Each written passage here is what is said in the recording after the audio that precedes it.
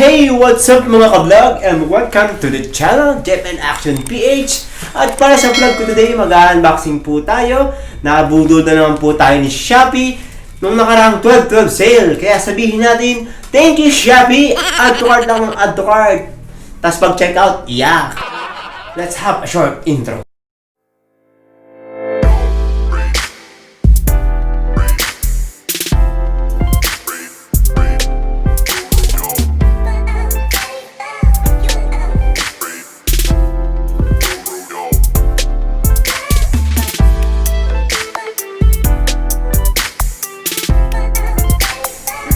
Oh yeah! This is a wearable gimbal. Ginagamit po siya if you want a stabilized footage nang hindi hinahawakan ang inyong camera or ang inyong GoPro. When I do training, gusto ko magkaroon ng footage while running ng stable para po yung mga nanonood sa atin is hindi mahirapan.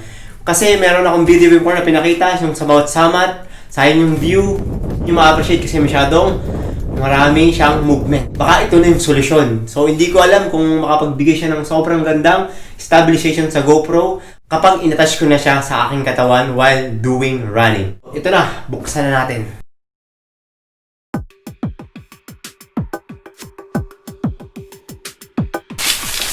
Oops! Oh, dumikit. So, ayan, nasira ako na.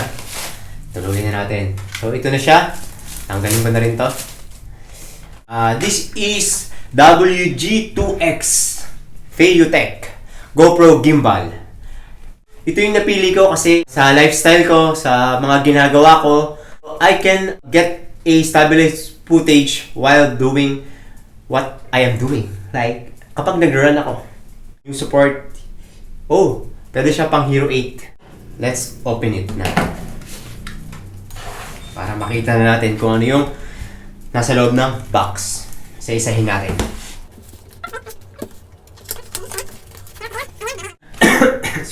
Excuse me po. Meron siya dito manual how to connect yung gimbal on your camera. So, connect camera through Wi-Fi. Yan. And then, so parehas lang siya. Isang Chinese at saka isang English. So, this is good na English. Naintindihan natin. Yung Chinese hindi. And then, other one inclusion. Ano to? So, dito na yung detailed. Kumbaga ito, overview. So, this is the detailed manual. Nandito lahat. Ano? So, yan yung kanyang inclusion. Ayan. Yung kanyang lagayan is foam. Solid naman. So, secured. Well secured yung item. Hindi siya masisira basta-basta. This is the wearable gimbal. Ganyan lang po siya kaliit. Ito yung i-attach natin somewhere. Dito yung kanyang threaded part, which is dito natin i-attach yung body strap natin para ma-i-attach natin sa katawan ko. Another thing is this one. Let's check kung ano ito. Meron siyang stand. Mini stand. Kung gusto mo mag-shoot ng ayaw mo nakakabit sa katawan mo, so meron kasamang stand na pwede natin magamit. Ayan. Then this one, attachment. If you have a GoPro session, so pwede rin siyang i-attach dito sa wearable gimbal na to. Ito, let's check this box kung meron po siyang kasama. Kung ano yung nandito sa box. Meron din siyang kasamang charger. Charger cable. So cable lang. And then another attachment. So yun lang yung laman. Yung kanyang construction is aluminum. Mali lang sa stand plastic. So lahat siya is aluminum. Later on mag-upload ako ng video review on how to use this one.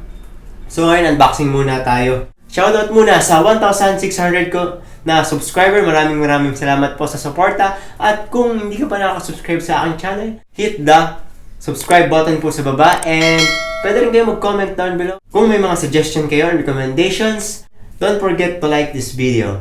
Maraming salamat po. Kita-kits sa susunod na video about this WG2X Feiyu Tech GoPro Gimbal. Maraming salamat po. Keep safe everyone.